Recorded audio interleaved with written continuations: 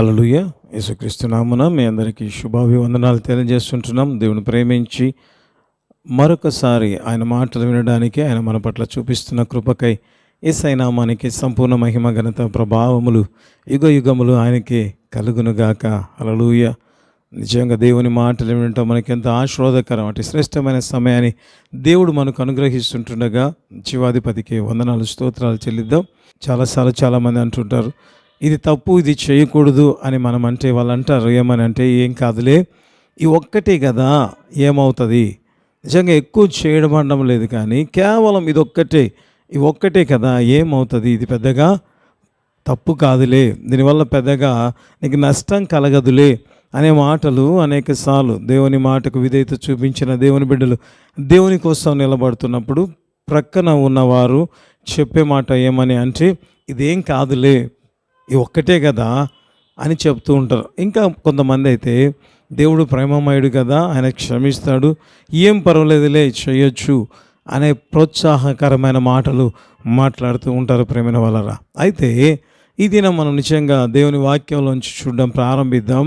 నిజంగా ఒక తప్పు చేస్తే నిజంగా ఏమవుతుందిలే, ఒకటే కదా, ఏమవుతుందిలే అని అనుకుంటే ఒక్క తప్పు ఎంత భయంకరమైన మన జీవితంలో లాస్ అంటే నష్టాన్ని తీసుకొస్తుందో మనం కొద్దిసేపు దేవుని మాటలు ధ్యానించడం ప్రారంభిద్దాం ప్రియమైన వాళ్ళరా.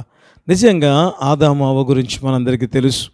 ఆదాము అవ్వలు నిజంగా చేసినది ఏంటి అంటే, నిజంగా ప్రియమైన వాళ్ళరా, దేవుడు చెప్పిన మాట ఏది, ఈ చెట్టు ఫలము మీరు తినవద్దు అని దేవుడు చెబితే కేవలము వారు ఆ ఒక్క మాటే ప్రియమైన వాళ్ళరా, వారు వినకుండా ఆ చెట్టు ఫలాలు తినినట్లుగా మనం బైబిల్లో చూడడం ప్రారంభిస్తాం.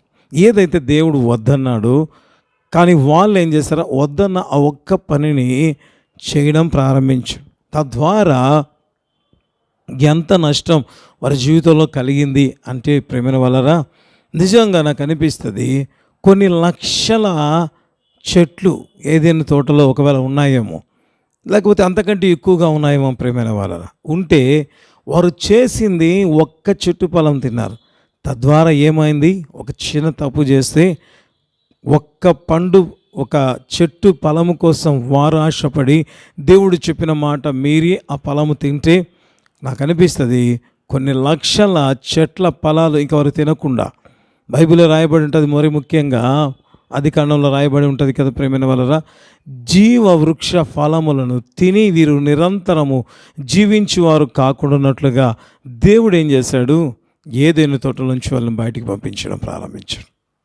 ఏదైనా తోటలోంచి వారిని బయటికి పంపించాడు.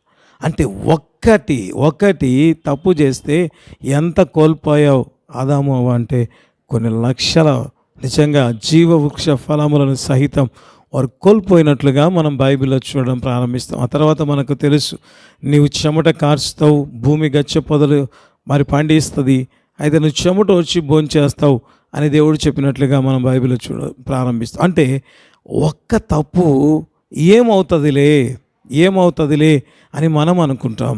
అయితే ఒక్క తప్పు ఏం చేస్తుంది, అనేకమైన వాటిని మన జీవితంలోంచి తీసివేయడం ప్రారంభిస్తుంది.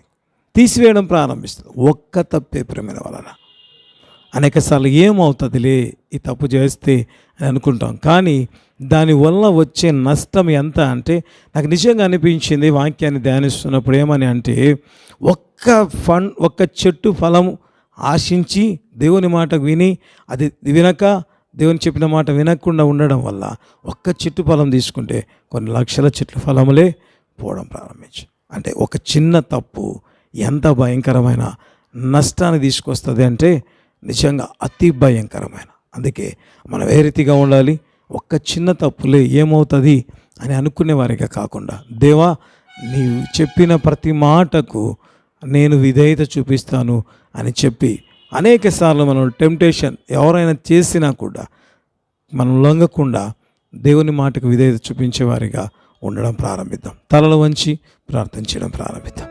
ప్రేమ గల తండ్రి, కృపగలిగిన ప్రభా, జీవం కలిగిన ఆయన, జీవాధిపతి, గణనామానికి స్తోత్రం ప్రభా. ఆశ్చర్యకరుడ, ఆశ్చర్య కార్యాలు చేసే గొప్ప దేవాని గణనామానికి స్తోత్రం చెల్లించుకుంటున్నాం.